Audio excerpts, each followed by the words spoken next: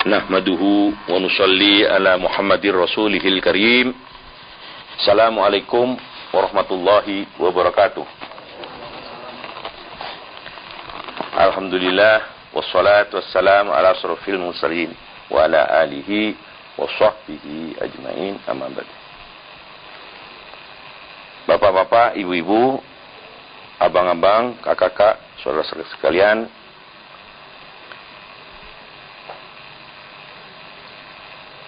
saya datang ke sini selaku petugas dari guru saya, khusus dalam rangka pemasukan Tarekatullah Naqsabandiyah Walidiyah. Seperti yang saya sebutkan tadi, pembicaraan saya bagi 3. Tahap pertama akan makan waktu kurang lebihnya setengah atau 1 jam. Soal perkenalan, introduction, soal apa-apa yang dimaksud dengan surau, apa bedanya surau dan majelis taklim, kenapa kita harus mengenal tarekat, apa perlu kita harus bertarekat, itu secara umum kita singgung. Kalau bapak-bapak merasa cocok, silakan bisa melanjutkan kepada yang kedua. Tapi kalau tidak cocok, jangan dipaksa. Sebaiknya timbang-timbang dulu. Mau masuk kapan lagi, boleh-boleh saja. Pembicaraan yang kedua juga makan waktu setengah jam, atau paling lama 1 jam. Itu sudah teknik. Bagaimana cara kita mengamalkan amalan Tarekatullah ini. Diakhiri nanti jam 12 malam kita iktikaf seperti hadis Nabi, belajarlah mati sebelum kita mati. Kita akan mempraktekkan hadis itu, bagaimana kita belajar mati sebelum mati, dalam rangka kita akan berhampir, akan munajat kehadirat Allah Subhanahu wa taala. Setelah besok subuh, kita salat subuh, kita praktekkan yang kita ceritakan malam ini tadi, dilanjutkan dengan pembicaraan yang ketiga, itu penjelasan dasar-dasar tentang peramalan kita ini. Baik, kita masukin yang pertama. Perkenalan, saya sendiri, nama saya Haji Ahmad Mujib. Bukan saya menonjolkan sok alim pakai haji, tidak. Karena nama saya oleh orang tua itu diberi nama Ahmad Mujib. Nah, kadang-kadang orang bisa salah kaprah, nyebutnya saja Mujibnya saja. Nah, kalau Mujib saja itu jadi keliru gitu. Karena itu sudah bukan milik saya itu. Itu Asmaul Husna itu.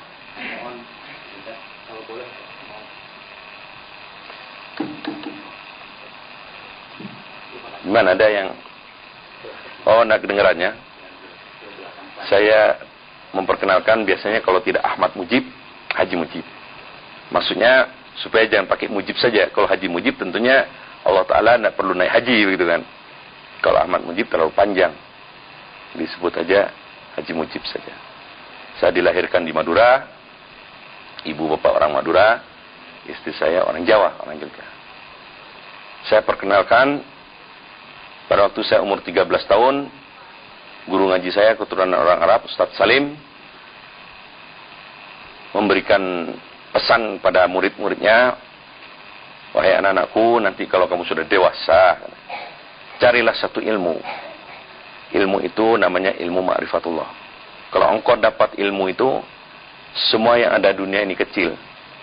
Setinggi-tinggi engkau belajar, paling tinggi itu doktor. The philosophy doctor. Tidak ada lagi ilmu di atas itu. Sehebat-hebat kamu bekerja jadi presiden. Di atas presiden tidak ada lagi.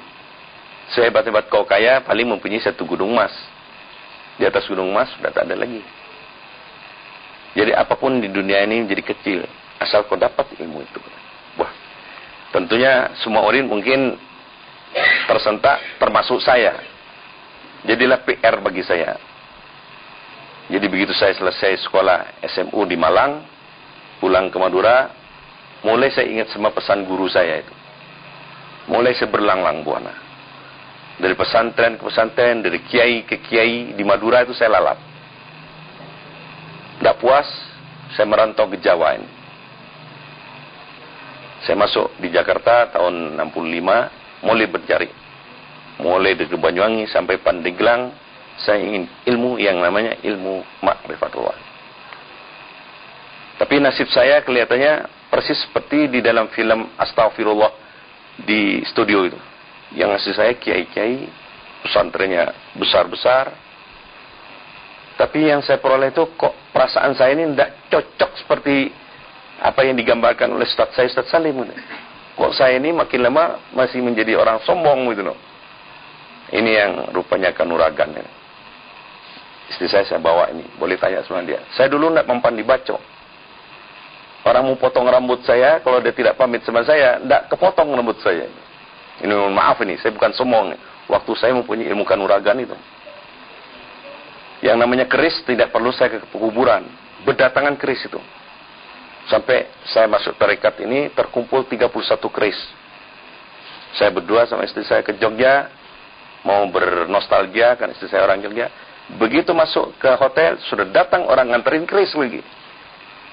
Itulah ilmu saya dulu waktu mempelajari ilmu kanuragan. Yang saya peroleh juga dari kiai-kiai juga. Tanya sama istri saya ini, untuk menebus ilmu ini, saya harus berendam di laut yang namanya Binaria itu. Dari jam 12 sampai jam 2 malam menatap bulan purnama. Hanya untuk menebus ilmu yang namanya, yang saya kira ilmu ma'rifatullah. Karena saya tidak merasa puas, dan kebetulan tahun 76 saya diminta oleh ibu kandung saya untuk mengawini naik haji. Itulah pekerjaan saya. Barangkali di sini katanya, ilmu ma'rifatullah ini. Mintalah saya di tempat-tempat diijabah. Apakah di Makkah, Madinah, di Arafah.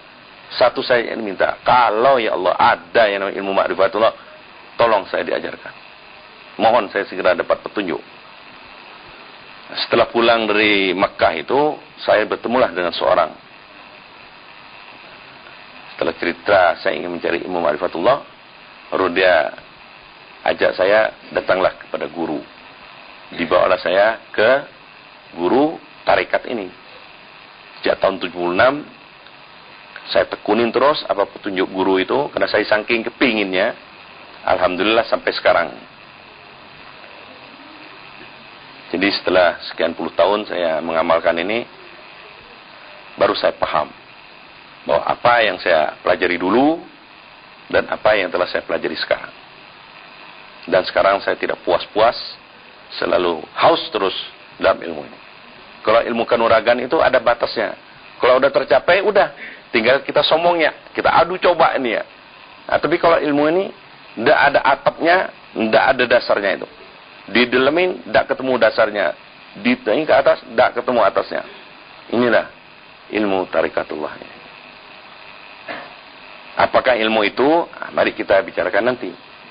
Itulah perkenalan. Biar abang-abang tahu bahwa saya ini masuk tarikat tahun 76 setelah melalui suatu ilmu yang namanya ilmu kebatinan, ilmu kanuragan. Tanya sama istri saya nih. Saya kerjanya dulu bukan dakwah begini. Diundang orang untuk nangkepin jin. Di rumah-rumah yang banyak jinnya, saya tangkap, saya masukkan ke botol. Di pinggir-pinggir rumah itu banyak botol-botol obat itu. Yang isinya, ya percaya tidak percaya lah. Pakai ilmu itu. Itulah kerjaan saya dulu. Itulah abang-abang. Jangan nanti sia-sia apa yang kita pelajari di sini. Jangan sampai seperti saya dulu. Saya kesana kemari mencari ilmu ma'rifatullah, tapi akhirnya ilmu kanuragan. Baik. Dari abang-abang saya sudah baca tadi satu persatu. Saya bisa sudah ukur bagaimana pembicaraan saya akan saya atur.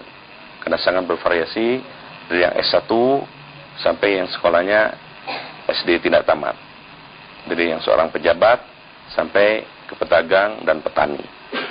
Ibu-ibu dari pelajar sampai kepada yang pengusaha. Dan saya sudah tahu sebagian dari bapak-bapak sudah pernah belajar ilmu kebatinan. Nanti supaya tahu, setelah kita mengenal amalan kita, amalan Thariqatullah ini, mengerti amalan zikrullah, kita paham nanti apa yang dimaksud oleh Allah Subhanahu wa taala di dalam surat As-Zukhruf 36. Bahwa Allah taala bersabda, siapa-siapa yang lalai tidak beserta dan aku, otomatis kepadanya akan dikirimkan as-syaitan yang akan menemaninya sampai kepada yang kuburnya. Jadi penting, artinya kita harus selalu beserta dengan Allah SWT. Lalai kita tidak beserta dengan Allah Ta'ala, maka otomatis kita beserta dengan as-syaitan.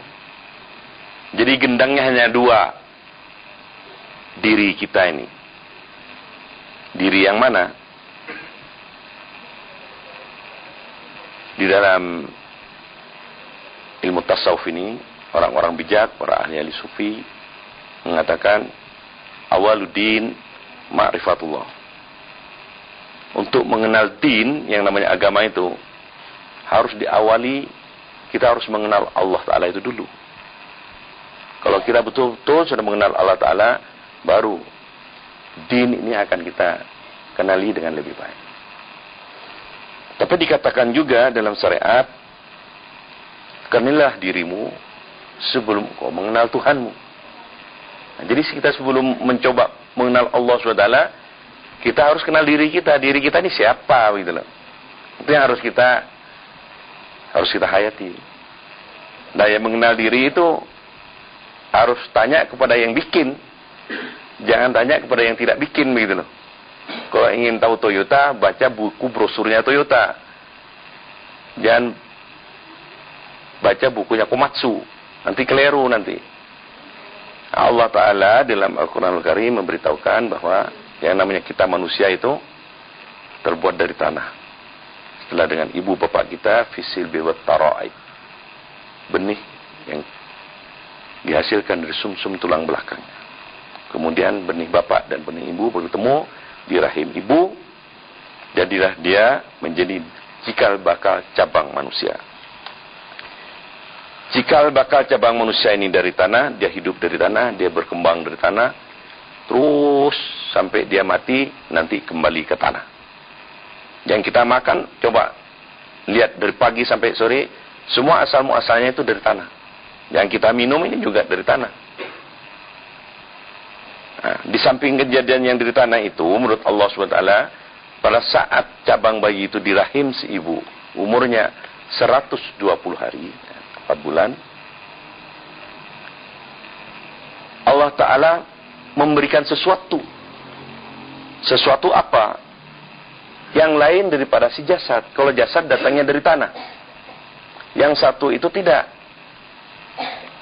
Dia dari sisi Allah SWT itu sendiri, yang disebut dengan ar-ruh, ruh yang datangnya dari Allah SWT. Jadi bukan dari tanah, dia dari langit dia. Kalau tanah itu zahir, bisa dideteksi oleh indera-indera kita ini.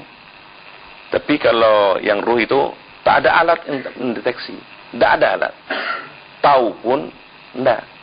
Karena kata Allah Ta'ala, katakan Muhammad, soal ruh adalah urusanku. Dan kalau ada yang tanya tentang ruh, kasih tahu bahwa aku membeli ilmu tentang ruh itu sangat sedikit. Ya tentunya sedikit bilangan Allah. Tentunya untuk kita, tentunya banyak sekali. Sampai mati nanti ilmu ruh itu tidak akan habis-habis. Nah, disinilah kita akan belajar tentang masalah ruh itu sampai di mana nanti. Tapi kita harus tahu bahwa yang ada dalam diri manusia ini ada dua prototip, ada dua kejadian yang sangat berbeda. Jasadnya dari tanah, yang satunya dari langit, ruh pada saat 120 tahun. 120 hari. Dia berkembang bersama-sama menjadinya manusia. Yang dari tanah akan sempurna dia menjadi manusia seutuhnya, seperti bapak-bapak, ibu-ibu, abang-abang, kakaknya. Sempurna karena dari tanah. Si ruh juga begitu. Dia harus berkembang juga sejalan dengan perkembangan si jasad ini. Berkembangnya harus sesuai dengan asal muasalnya. Karena asalnya dari Allah SWT, dia harus makan makanan dari sisi Allah SWT. Kalau makan makanan yang bukan dari sisi Allah SWT, maka dia akan berkembang. Dia tidak seperti yang dikehendaki oleh Allah SWT.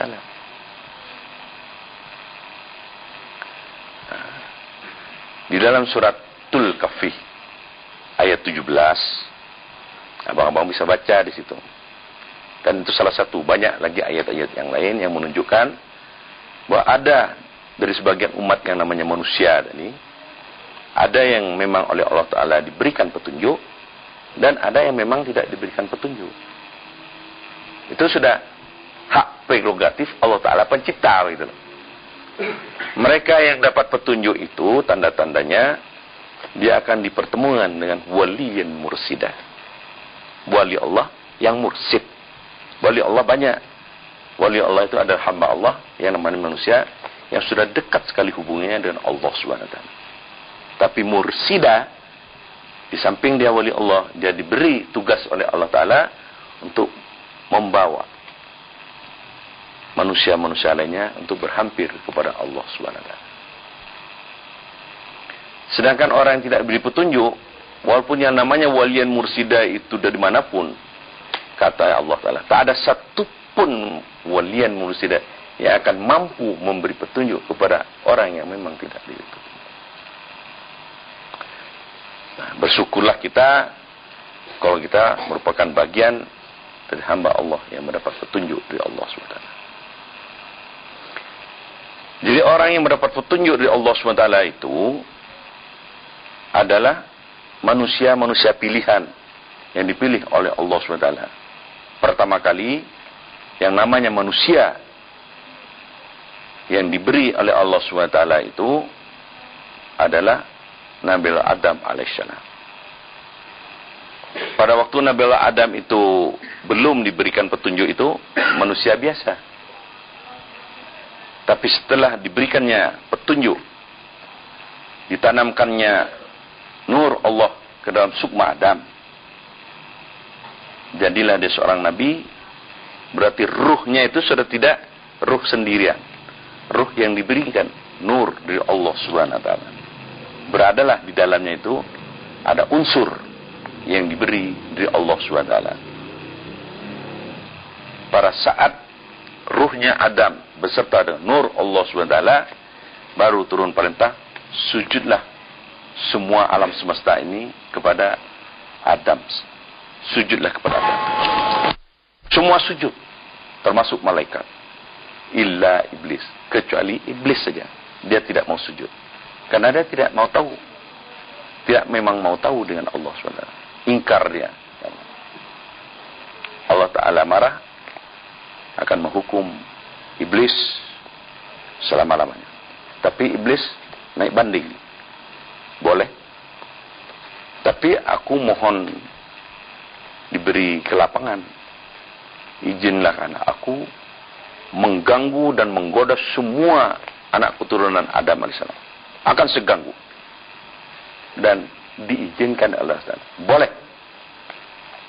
Semua anak Adam boleh engkau ganggu. Tanpa batas.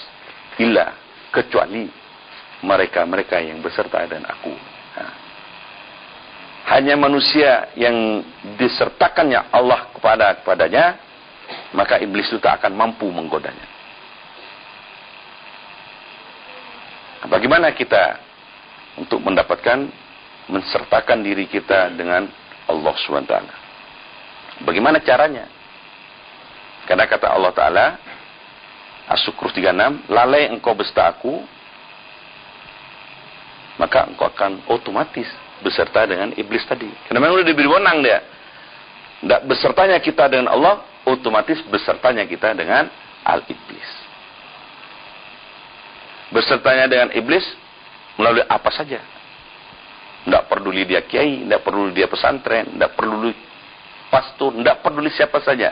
Yang penting tidak beserta dengan nur Allah SWT. Dari waliyan mursida. Yang waliyan mursida itu dapatnya dari para nabi. Maka itulah adalah bagian daripada sang iblis. Jadi menyangkut kebatinan kita, menyangkut ruh kita itu ada dua pilihan saja. Tidak banyak pilihannya. Kita beserta dengan nur Allah SWT. Yang berada di waliyan mursida. Yang datangnya dari para nabi. Atau tidak dengan itu. Tidak dengan itu, apakah dia kiai, apakah dia dukun, apakah dia batu, apakah dia apa saja yang tidak dia berasal dari waliyan mursida, berasal dari nur Allah SWT yang dibawa oleh para nabi, berarti dia beserta dengan syaitan. Kalau dia beserta dengan waliyan mursida yang datangnya daripada nabi, dia beserta dengan nur Allah Subhanahu wa taala. Makanya dalam Al-Quranul Karim dikatakan wa dzakkar rasma rabbih,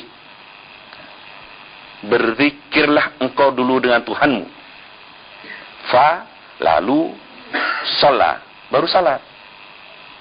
Jadi tidak bisa kita main salat begitu saja.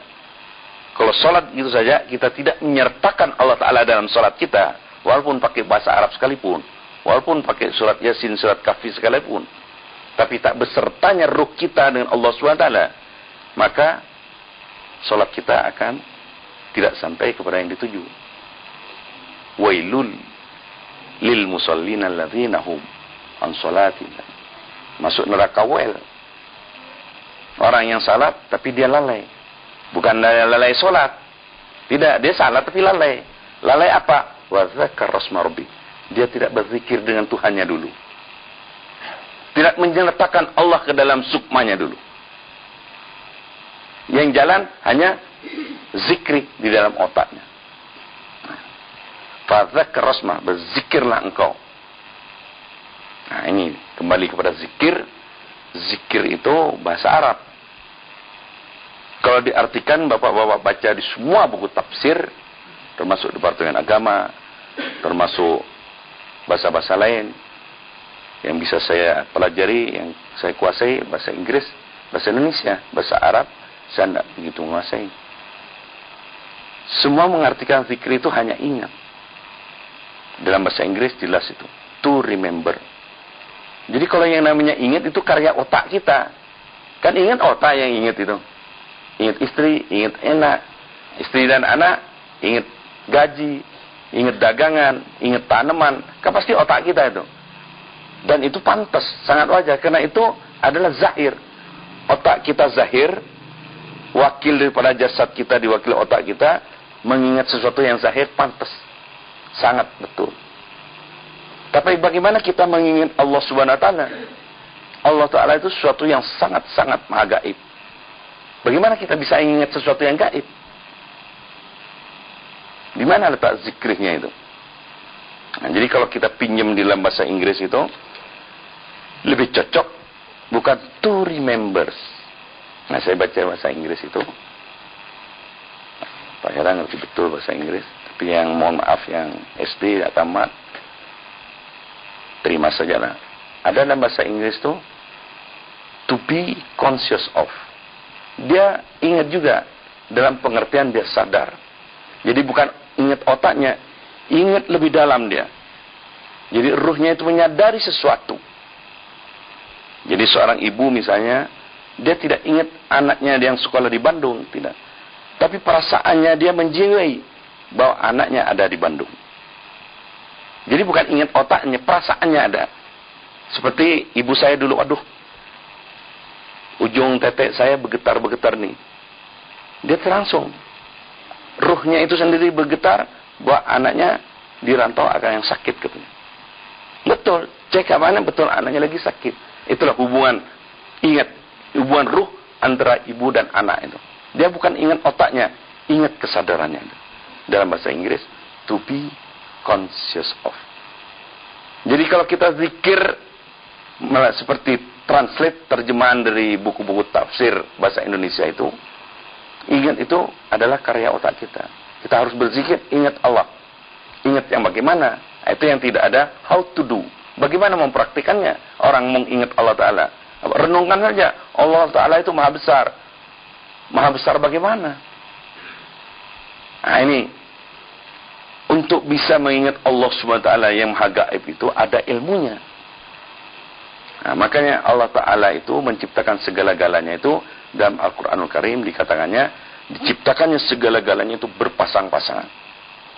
Semua berpasang-pasangan. Ada laki, ada perempuan, ada siang, ada malam, ada surga, ada neraka. Yang tidak berpasang-pasangan hanya satu. Apa yang tidak berpasangan? Betul, 100 untuk Bapak. Yang tidak berpasangan penciptanya sendiri ada Allah. Yang semua berpasangan. Ada zahir, ada ruh. Zahir diwakili kesadarannya sama otak kita yang namanya ruh. Di dalam Al-Quran diwakili yang namanya kolbun. Kolbun itu hanya letaknya saja kira-kira di sekitar hati. Kira-kira menurut orang sufi kira-kira sekitar 2 jari di bawah susu kiri, 2 jari ke arah kiri. Kesana kira-kira letak kolbun itu. Itu gaib itu. Tidak ada barangnya. Hati rohani seperti apa? Tidak tahu barangnya. Bukan liver. Liver itu kan hati yang warnanya coklat bisa digoreng. Itu bukan. Hati pakai nama hati. Tapi bukan hati-hati yang dikulin di Giant itu harganya sekian ribu. Bukan. Itu adalah ruh kita. Jadi sukma kita itu diwakili dengan dia yang akan berhubungan dengan Allah SWT. Bagaimana caranya? Melalui ilmu. Segala-galanya kata Allah Ta'ala harus pakai ilmu. Nah, ilmu ini ada 2 juga. Satu ilmu yang bisa ditangkap sama otak ini. Nah, kita kenal dengan ilmu syariat. Zaman Nabi dulu ilmu syariat itu tidak disebut ilmu syariat. Ilmu kalam.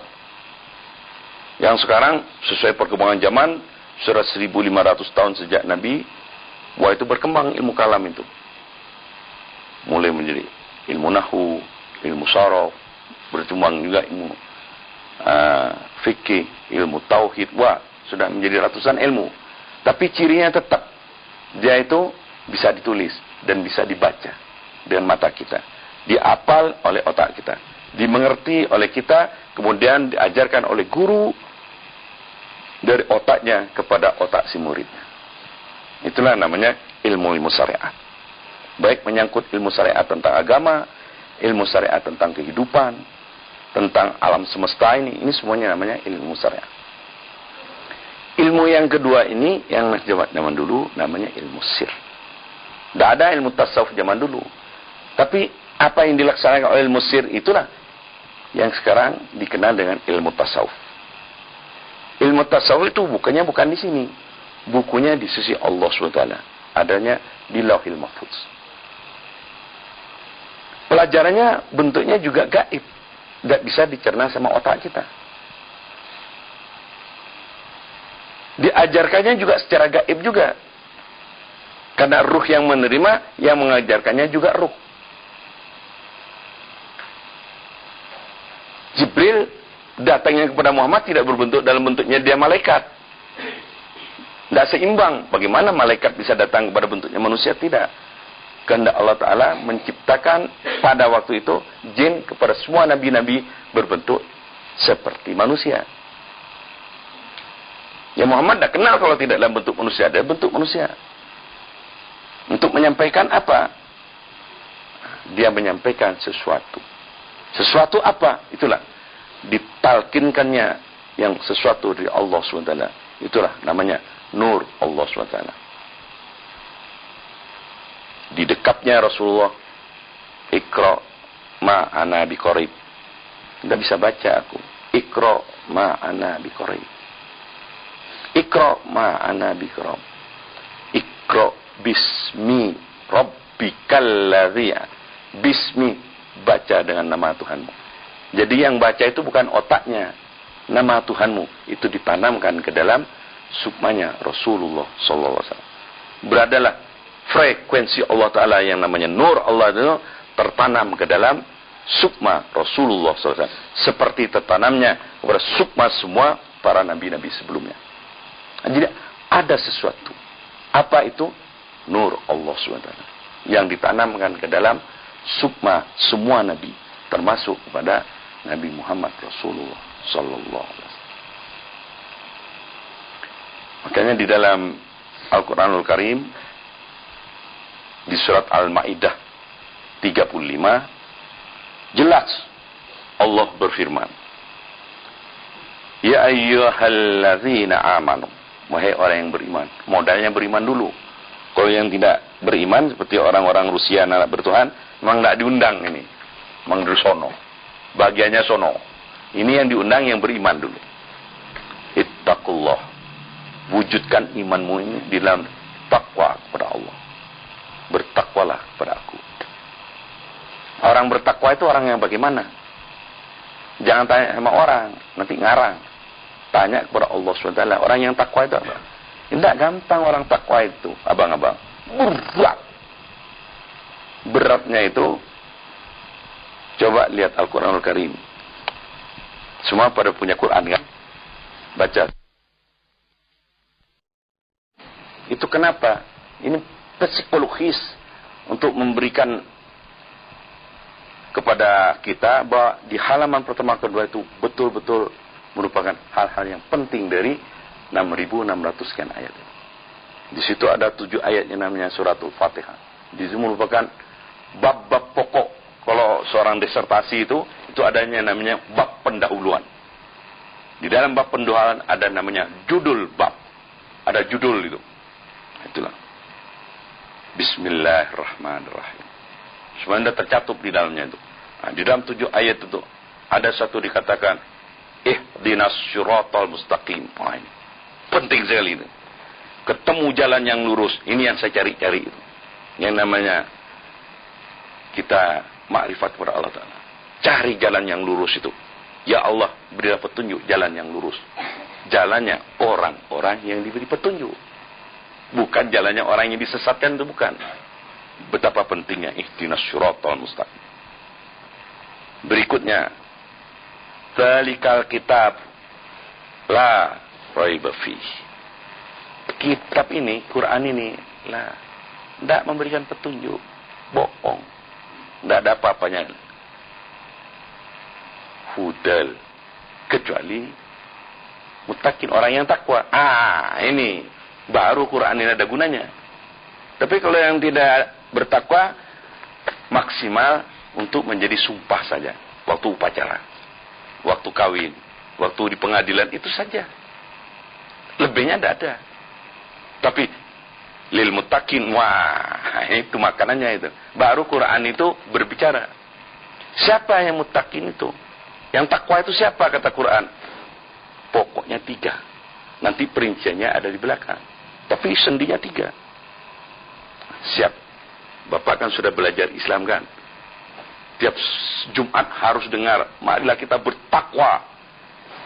Khotbah tidak ada kata-kata takwa, tidak sah khotbah itu. Harus ada takwa. Sadarkah Bapak takwa itu yang bagaimana?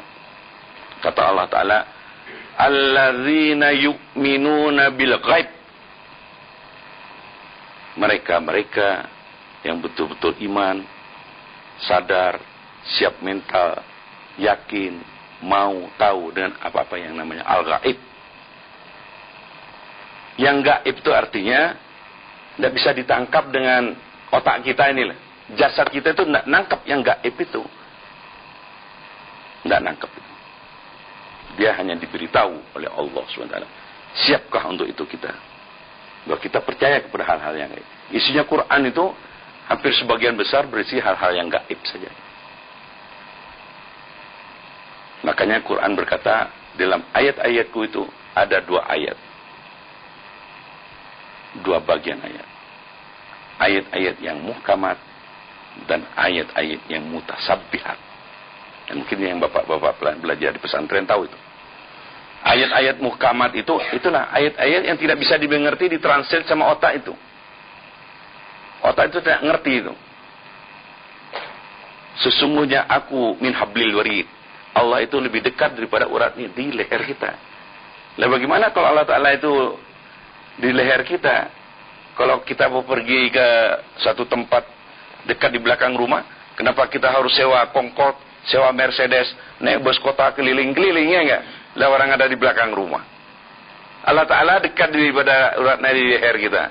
Kok jauh-jauh kita sungsang sumbel ke sana kemari? Bagaimana kita tahu itu?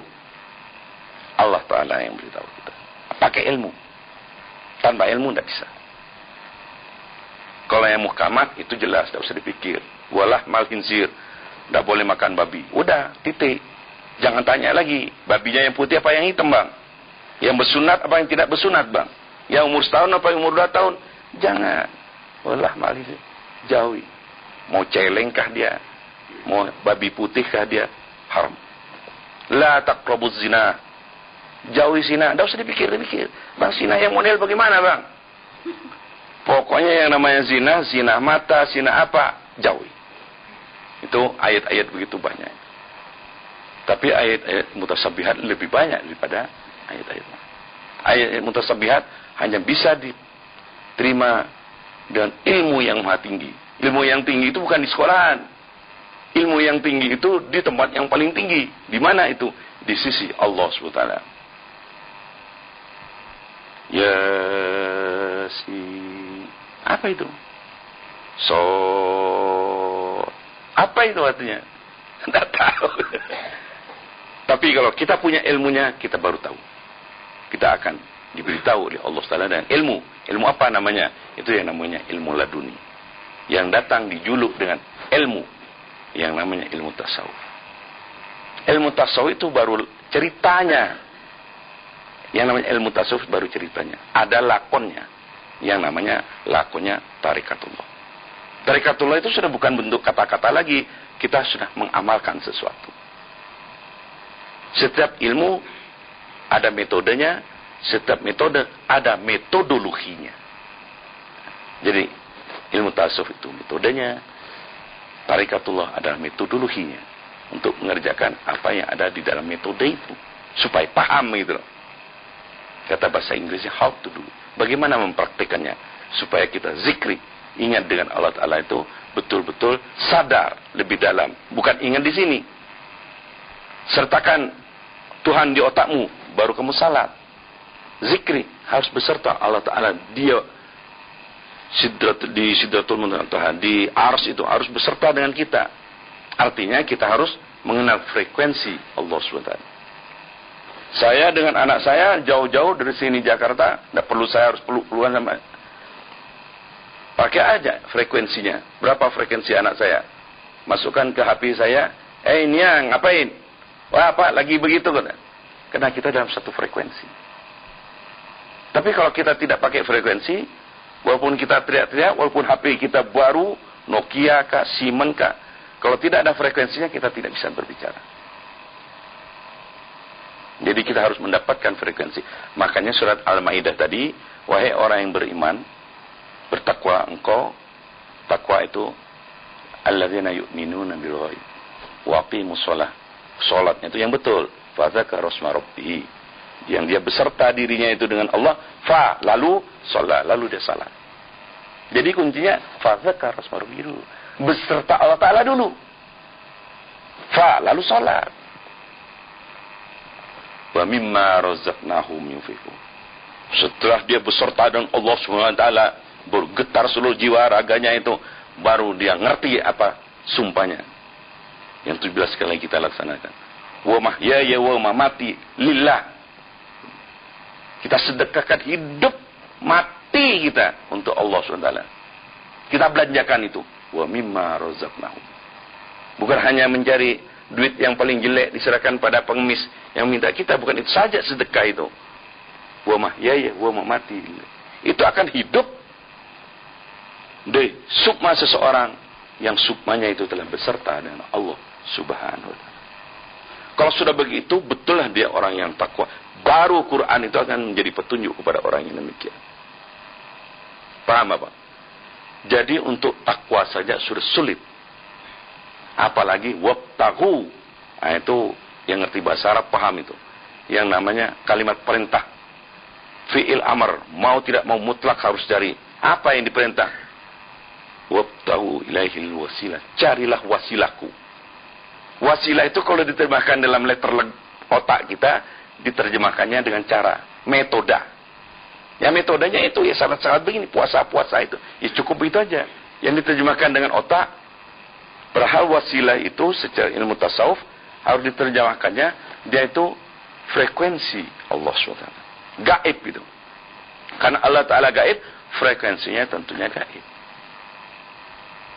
Nah, kalau di Muhammad, frekuensinya dari Jibril. Nah, kalau dari Muhammad berikutnya, bagaimana frekuensi itu?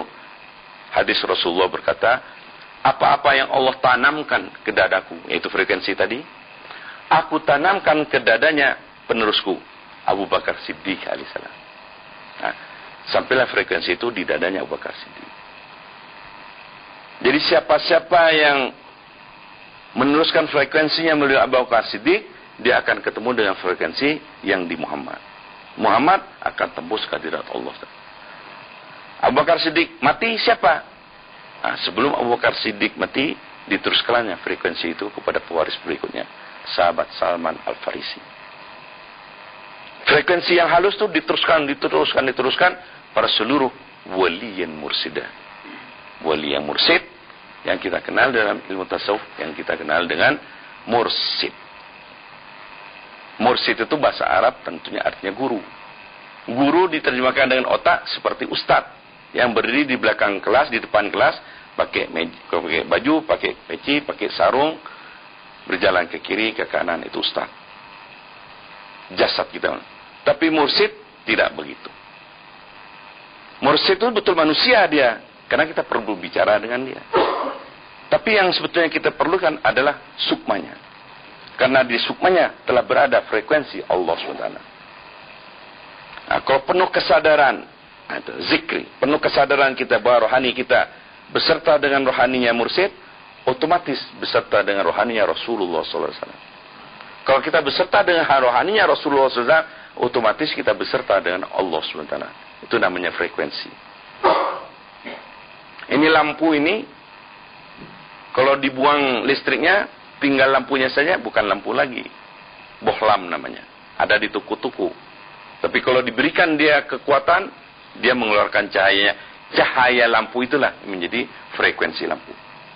Kalau cahaya itu dimasukkan di dalam mata kita merembet melalui cahaya itu, sampailah kepada lampu. Baru kita melihat lampu. Matahari juga begitu.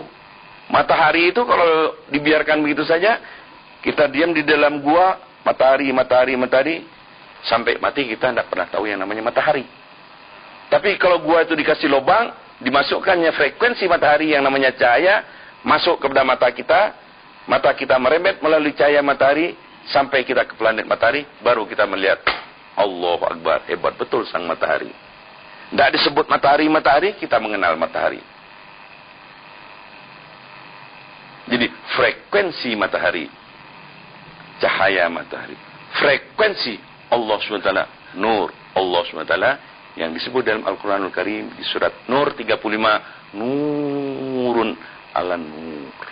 Nah itulah, bacalah surat An-Nur dalam suratul Fatihah yang namanya Siratal Mustaqim. Berjalan di atas nur itu, berjalan di atas frekuensi itu, kita sampai kepada yang punya frekuensi adalah Allah Subhanahu wa Ta'ala. Di dalam surat Al-Maidah itu namanya Al-Wasilah. Itu adalah gelombang frekuensi Allah Subhanahu wa Ta'ala. Itu yang harus kita cari. Adanya di dada Rasulullah. Rasulullah tidak ada, adanya di waliyan mursidah, yang kita kenal mursid kita, yang kita kenal guru kita. Nah, di dalam metode yang namanya tasawuf itu, kita berhubungan dengan guru yang disebut dengan rabitah. Rabitah itu bahasa Arab, artinya kita berhubungan. Bagaimana berhubungan roh kita dan roh guru kita. Karena hakikatnya kalau kita berhubungan dengan roh kita, otomatis kita berhubungan dengan roh Rasul. Kalau kita berhubungan dengan roh Rasul, di dalam roh Rasul itu ditanamkan sesuatu yang namanya nur Allah SWT. Begitu kita berhubungan dengan roh Rasul, otomatis detik itu juga kita berhubungan dengan Allah Subhanahu wa taala. Begitu kita masukkan frekuensi kita matahari, detik itu juga mata kita sampai kepada sang matahari. Begitu juga ini air. Dimasukkan gula. Jadilah dia orang gula. Orang bodoh berkata, si air telah menjadi gula. Kok begitu? Begitu dicicip airnya, kontan detik itu juga gulanya yang menjawab manis. Tidak pakai nunggu besok. Kontan. Tapi seorang insinyur akan berkata, bodoh kamu. Sampai dunia kiamat, airnya tetap air. H2O. Tidak pernah jadi gula. Gula sampai dunia kiamat tetap gula. Tapi karena saking hampirnya antara air dan gula, seperti dia bersatu. Tapi tidak lebur dia. Air tetap air, gula tetap gula. Begitulah Allah SWT dan semua para nabi. Baca surat Isra Mi'raj. Begitu dekatnya Allah SWT di ars Allah SWT, di Sidratul Muntaha, di ars Allah SWT. Kau berkosaini. Jarak Allah dan Muhammad kau berkosaini. Allah tidak pernah jadi Muhammad, Muhammad tidak pernah jadi Allah. Kau berkosaini. Seperti jaraknya antara anak panah dan busurnya. Selamanya busur tetap busur, anak panah tetap anak panah. Tapi begitulah dia. Seperti jaraknya antara air dan gula. Gula tetap gula, air tetap air. Begitu berhampirnya, disentuh airnya, menjawab gulanya. Disentuh nurnya, sampai kita kepada Allah SWT. Begitu sukma kita beserta dengan sukma Rasulullah, detik itu juga arwah kita sudah beserta dengan nur Allah SWT. Paham? Inilah yang disebut dengan ilmu tasawuf. Bagaimana caranya? Dilaksanakan nanti dengan praktik yang namanya tarekoh. Paham? Bagaimana tarekohnya? Nah, kita akan terangkan nanti setelah bab yang nomor 2. Tapi yakinlah bahwa di tempat ini yang namanya surau, kita tidak berbicara politik. Kita tidak berbicara ilmu-ilmu syariat. Ilmu-ilmu syariat silakan datang ke majelis taklim, silakan datang ke madrasah-madrasah, silakan datang ke IAIN, silakan datang ke sekolah-sekolah agama. Di situ dibahas ilmu-ilmu syariat. Di sini tidak lagi dianggap bapak-bapak sudah tahu tentang itu di luar. Di sini semata-mata untuk mengajarkan bagaimana batin kita yang gaib untuk menyentuh berhubungan dengan Allah Ta'ala yang maha gaib. Ilmunya namanya tasawuf, metodologinya atau prakteknya yang namanya tarekat. Wajibkah kita melaksanakan itu? Kalau menurut Allah Ta'ala wajib. Karena dikatakan di dalam surat Al-Maidah 35, wabtahu, cari yang namanya frekuensi aku itu, cari. Suruh cari oleh Allah Ta'ala. Yang namanya jarum, tahu bapak jarum? Jarum pendol apalagi, kecil kan? Kalau bapak simpan di dalam rumah itu, setengah modar, bapak tidak bakal ketemu. Saudaraku. Cari jarum pendol aku katanya. Dia masukkan di bantal yang mana, atau di kaset yang mana, di sepatu yang mana, kita tidak tahu. Tidak bakal tahu kita. Tapi kalau tanya kepada, sebetulnya di mana jarum pendolnya? Lah itu, ada di sandal, baru kita tahu. Konon yang namanya nur Allah Subhanahu wa taala. Wabtahu, cari. Mana kita cari ya? Apalagi si nurnya enggak. Itulah waliyan mursida. Wali yang mursid akan memberitahu. Makanya dalam Al-Qur'anul Karim dikatakan, bertanyalah kepada ahli zikri. Siapa ahli zikir itu? Siapa yang tahu tentang bagaimana bertemu dan bernyawa dengan Allah? Ahli zikri. Siapakah ahli zikir itu? Waliyan mursida. Yang dia menerima nur Allah SWT dari Nabi Muhammad, terus taut bertaut dengan sangat sempurna sampailah kepada guru mursyid kita. Jasadnya memimpin jasad kita, rohnya memimpin roh kita. Itulah waliyan mursida. Paham bapak-bapak? Jadi waliyan mursida beda dengan ustaz.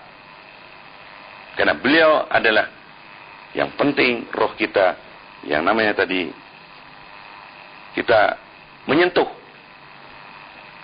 Menyentuh ini berhubungan. Bagaimana berhubungan nanti dipraktikkan di dalam tarekat ini. Paham Bapak? Nah, surau ini bukan berdiri sendiri. Surau ini bernaung di bawah suatu yayasan. Namanya yayasan, pakai nama guru kita, Yayasan Profesor Doktor, nama guru kita, Qadirun Yahya. Umurnya sudah lebih dari 30 tahun. Dapat pengesahan dari pemerintahan. Sah sebagai yayasan. Mempunyai cabang di seluruh Indonesia ini. Dan di beberapa dunia ini. Di seluruh Indonesia ini hampir 600 surau seperti ini. Di luar negeri hampir seluruh Malaysia itu. Seluruh kerajaan ada. Di Amerika suraunya dekat dengan White House, Gedung Putih. Di Melbourne ada surau Ayah Guru. Jadi Bapak tidak usah ragu-ragu. Surau ini bukan surau aliran sesat. Resmi sudah 30 tahun yang lalu. Yang masuk ke dalam bukan tukang gaduh-gaduh saja. Ada yang jenderal, ada yang raja, ada yang bupati, sampai kepada tukang sandal. Di Keraton Yogyakarta pun sudah ada tempat wirid seperti kita. Di tengah-tengah keraton. Yang dulunya katanya angker. Angkernya dengan Nyi Loro Kidul. Tapi sekarang di Keraton Jogja pun ada tempat wirid seperti kita ini. Jadi Bapak tidak usah ragu-ragu, ini bukan amalan sesat. Tapi amalan yang diakui sah oleh syariat. Nah, kalau ingin tahu tentang tasawuf dan tarekat, apa dalilnya? Apa hadisnya? Bagaimana para jumhur ulama? Bagaimana para wali-wali berkata? Ini ada satu buku. Harganya tidak terlalu mahal, 75.000 saja. Ditulis oleh murid Ayah Guru yang gelarnya Profesor Doktor Jamaah Nur. Dia Ketua Majelis Ulama Indonesia tingkat 1 Bengkulu. Dia rektor di Sekolah Tinggi Islam Bengkulu. Dia dosen terbang, profesor di IAIN Palembang dan Bengkulu. Nah, beliau diizinkan sama Ayah Guru menulis dengan ilmunya 35 tahun sebagai dosen tafsir, membuat buku tasawuf dan tarekat Naqsabandi Khaulidiyah, pimpinan yang mulia guru kita. Di sini jelas dalilnya. Dalilnya ada. Pendapat ulama, Imam Hanafi, Imam Syafi'i, ada semua. Nah, kita dalam peramalan ini lebih banyak melaksanakan ahli sunnah wal jamaah. Jadi kalau mau dalilnya, di sini. Saya tidak mau baca nih. Ribuan ayat, ratusan hadis, dan puluhan pendapat pada ulama ada di sini. Dan salah satu pengantarnya Direktur Pendidikan daripada Departemen Agama yang mereferensi buku ini harus dibaca oleh semua mahasiswa perguruan Islam di Indonesia. Jadi tidak usah ragu-ragu, ada dalilnya, ada ayatnya, ada hadisnya. Tasawuf dan tarekat Naqsabandi Khaulidiyah. Jadi bukan karangan. Jadi bukan bakalan sesat. Ya Bu ya. Bu, Ibu yakin anaknya 10 kali suluk di sini bukan aliran sesat. Dia berada di bawah suatu panji-panji Allah Subhanahu wa taala. Inilah yang dikerjakan di surau ini. Tapi di surau-surau ini tergantung daripada kemampuan SDM-nya. Kalau di situ banyak kiai-kiai, nah dibukalah kegiatan-kegiatan lainnya itu. Di samping kegiatan zikir, ada majelis taklimnya, ada urusan pemudanya, ada urusan pemakamannya, banyak. Itu sebagai kegiatan lain dari masing-masing surau yang mampu. Tapi semua surau yang mutlak, dia mengajarkan tasawuf dan metode tarekatullah. Itulah abang-abang, itulah surau daripada guru kita yang tersebar di seluruh Indonesia. Di kurang lebih 600 surau, di luar negeri seluruh Malaysia, di Amerika, dan yang resmi di Melbourne, Australia. Di beberapa negara lain masih di dalam penggarapan dari murid-murid Ayah Guru. Itulah yayasan guru kita, Yayasan Profesor Doktor Qadirun Yahya yang sudah berdiri lebih dari 30 tahun. Dan sudah banyak jasa beliau kepada negara. Beliau adalah aktif komandan perjuangan 45 dulu sebagai komandan industri di Sumatera. Terakhir beliau sebagai wakil rakyat di MPR, di DPR.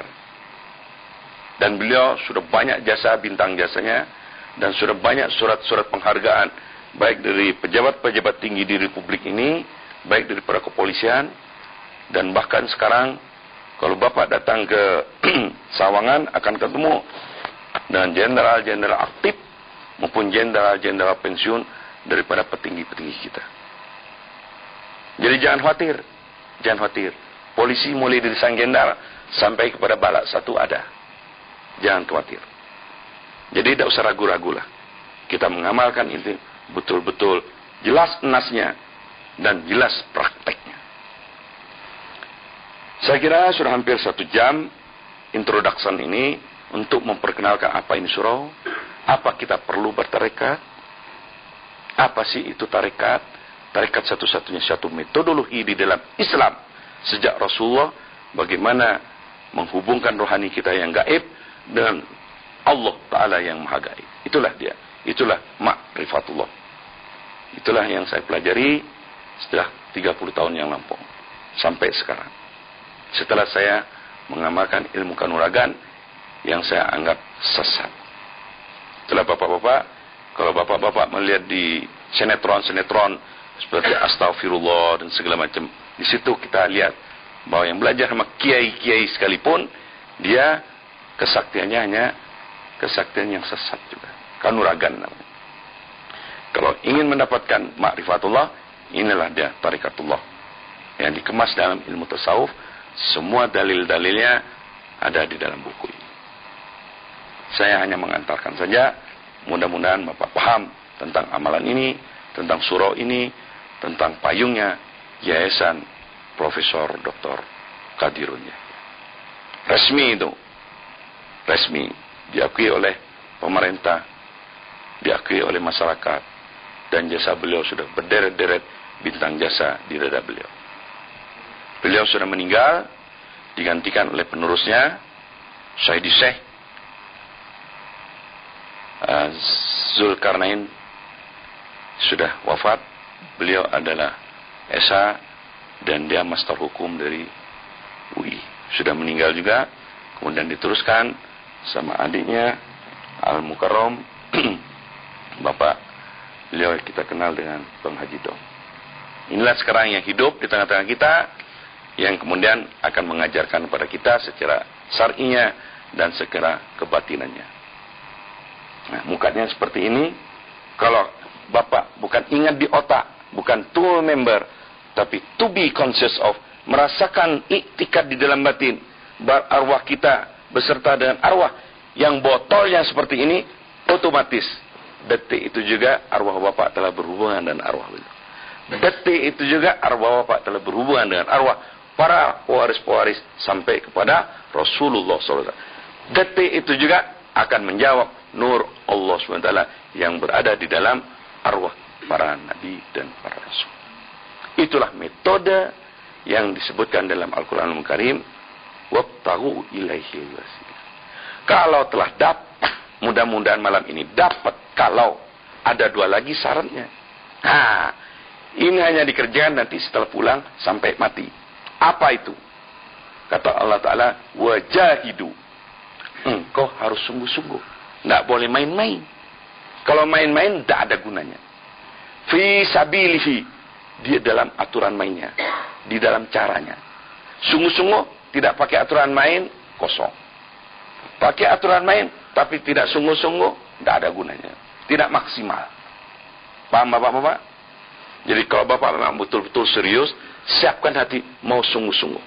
Tapi kalau tidak, lebih bagus saya sarankan, jangan buang waktu.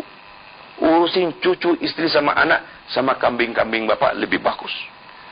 Lebih bagus. Tapi kalau mau sungguh-sungguh, ayo. Kita berjihad, fisabilillah. Mencapai tingkatan tertinggi ruh manusia, insanul kamil. Di sisi Allah Subhanahu wa ta'ala. Menjadi nabi tidak mungkin. Karena sudah selesai masalah kenabian. Dan menjadi seorang wali yang dekat dengan Allah Ta'ala, semua orang bisa. Asal tahu caranya. Wajahidu, sungguh-sungguh, roh kita akan berkembang. Dari roh yang paling tinggi, tingkatan nafsul amarah. Masih nafsu binatang. Meningkat lagi setelah kita latihan menjadi nafsul lawamah, yang mulai tahu Tuhan. Naik lagi menjadi nafsul mutmainnah, yang semata-mata taat kepada Tuhan. Yang dekatnya hanya di sisi. Naik lagi menjadi marja. Naik lagi. Sampai ke tingkat yang ketujuh. Yang paling tinggi. Makomnya, rohaninya para wali. Para nabi. Insanul kamil. Itulah tujuan kita. Tapi wajahidu. Sungguh-sungguh. Tidak sungguh-sungguh. No. Tidak ada cerita. Fi sabilihi. Ikuti aturan mainnya. Bagaimana aturan mainnya? Dengerin. Sampai besok pagi. Baru kita tahu aturan mainnya. Itulah tarekat. Itulah kita munajat kepada Allah Ta'ala. Baru kita tahu aku jadikan jin dan manusia semata-mata mengabdi kepada aku, kata Allah Ta'ala. Bagaimana cara mengabdi? Akhirnya nanti diajarkan dalam tarekat bagaimana kita menjadi hamba Allah yang hanya semata-mata mengabdi kepada Allah Ta'ala. Bukan hanya di mulut, tapi di dalam hati dan di dalam tindakan kita sampai kita ajal menjemput kita. Dan adakan riset. Wabtahu riset artinya, cari kita. Nanti Bapak lihat bagaimana sakratul mautnya orang-orang yang selama hidupnya dia telah berlatih beserta dengan Allah Ta'ala, dan orang-orang yang dia beserta dengan Allah Ta'ala hanya otaknya saja, tapi hatinya tak pernah dilatih beserta Allah. Riset, bandingkan bagaimana sakratul mautnya itu. Saya sudah 30 tahun melihat itu. Bagaimana guru saya meninggal, bagaimana pelanjutnya meninggal, saya tahu betul. Bagaimana ibu saya meninggal yang sudah melaksanakan amalan ini, mati dengan Allah di pangkuan adik saya kandung saya. Bagaimana orang-orang yang berzikir matinya semua dalam keadaan menyebut la ilaha illallah. Tapi saya bisa menyebut mata kepada sendiri, istri saya saksinya. Saya banyak ketemu dengan ulama-ulama, pangkatnya, atributnya, segala macam, kitabnya, termasuk mertua saya sendiri, termasuk orang tua ayah istri saya itu. Dia 7 bahasa dikuasai, profesornya dari Islam Karachi, bahasa Urdunya segala macam. Tapi matinya di depan saya, di pangkuan istri saya, sulit untuk mendapatkan sakratul maut yang husnul khotimah. Ini mertua saya, itu ada anaknya istri saya. Riset, selidiki nanti, lihat, intip orang-orang. Saya ada anggota majelis tarjih Muhammadiyah, kitabnya sekamar. Tapi bagaimana sakratul maut? Sulit. Marilah kita semua menjadi manusia yang selalu beserta dengan Allah, berlatih selalu dengan Allah Ta'ala, berzikir beserta dengan Allah Ta'ala. Mudah-mudahan akhir hayat kita nanti dipimpin oleh Allah Ta'ala itu sendiri.